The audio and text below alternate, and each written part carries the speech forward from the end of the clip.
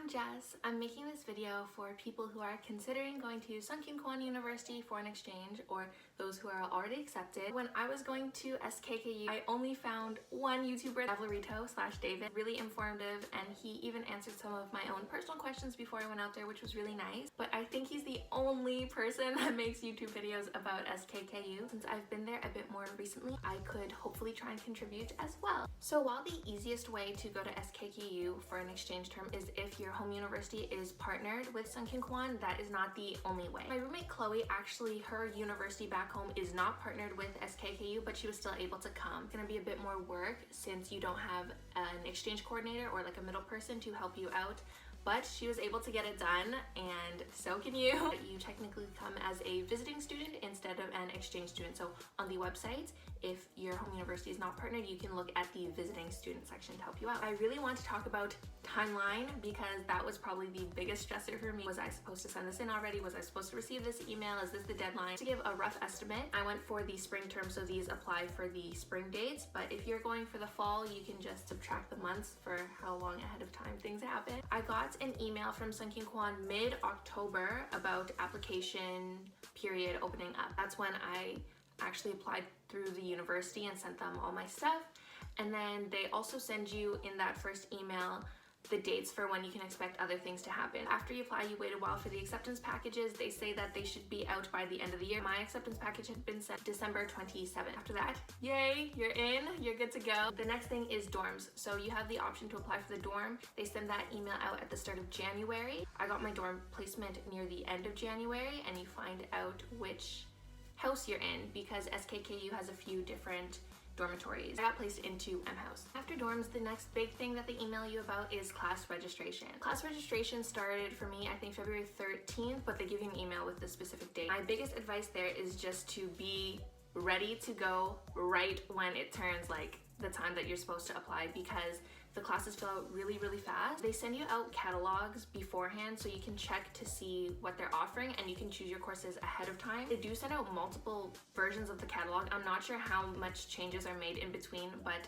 don't start your planning like right away just in case they make changes and say you picked a course that they end up not offering. I'd say a couple days before you're set to do your registration, pick out the classes you want. Another thing to note is that the sign-up time is in Korean Standard Time. It's not gonna be in like your local time. If you don't get all the classes that you want, there is opportunity to make changes. So at the start of the term, there is an add drop period for the first couple weeks. I actually got all 4 classes that I originally wanted, but I know some housemates that got like only 2 classes, or I heard some people getting like 1 class. If that's your case, or if you're like me and you just want to change courses, you get this sheet of paper and then you go to the prof for the class that you want to join, and then you just ask them to sign it, and then you submit that, and then your schedule will be changed. It's not the end of the world if you don't get all the classes that you want in the first place. About move-in day. Move-in day for me was February 26th, but the orientation isn't until the 28th. So the 26th is the first day you can move in, which most people did. Because my family was visiting Korea, I actually went on the 26th just to check in and drop off my things, but then I went to go sleep at my family's Airbnb and didn't go back until orientation. So on move-in day, I can't speak about all of them because I was only in M House, but I'm pretty sure the process is quite similar. You go with all your things, make sure you have your TB test, your tuberculosis results, because you cannot move in if you don't have that. There'll be someone waiting with like a sign-in like form, I guess. Really nice lady that works there helps you with your bags and takes you up to your room. Something I was curious about before moving in was if you choose your bunk. My living situation, it was a flat, so 3 rooms, 2 girls in each room. I thought it was like Big Brother or like America's Next Top Model, where everyone moves into the house and then you like run to claim your bed, but it's not like that. So they actually assign your roommate. When I got there, my roommate Chloe was there already, so she picked the bottom bunk.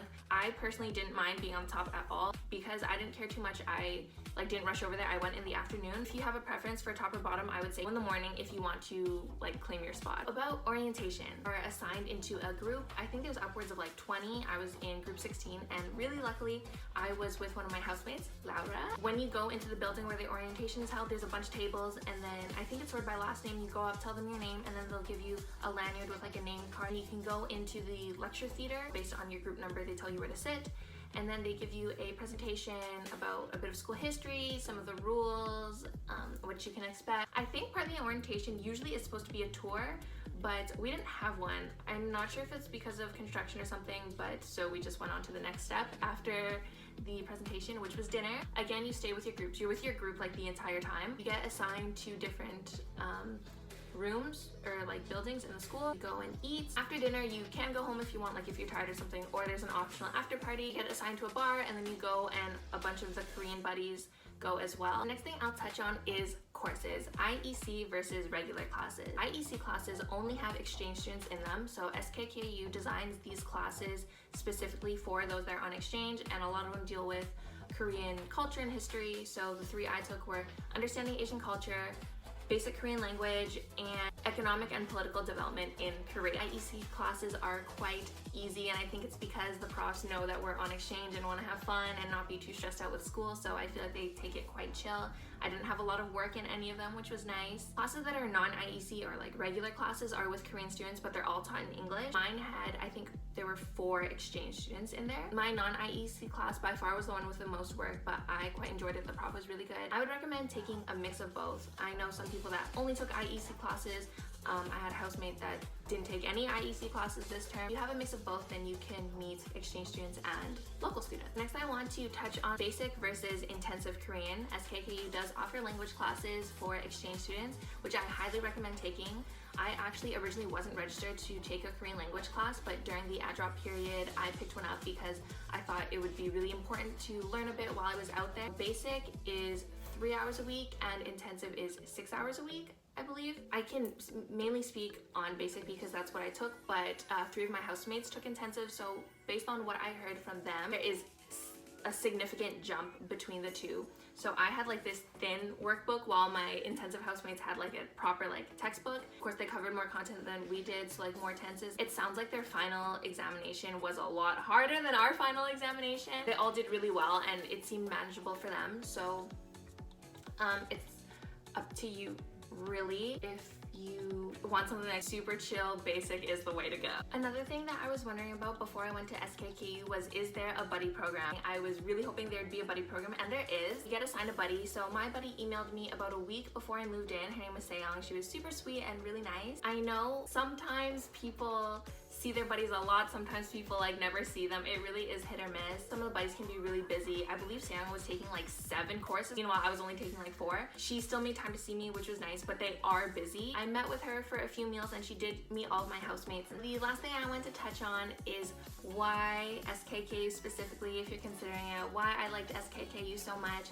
And I don't want to sound like I'm some sort of like promoter or ambassador for the school, or like I'm being paid to say this kind of thing. Of course, when you go on an exchange, I feel like people love the school they went to and they'll gas it up, and this is the school to go to. If you're coming to Korea, like you have to go to this place. But I really did enjoy it. I had such a positive experience, and a couple of the main things that were the reason for that. One, I loved the neighborhood that it was in so much. The campus I was in, like the Seoul campus, is in Daehak-ro. Probably pronounced that so, not even probably, I know I pronounced that so poorly. Please pardon my terrible accent. Daehak-ro / Haewon. M House was very close to the school. It was like a 5-minute walk.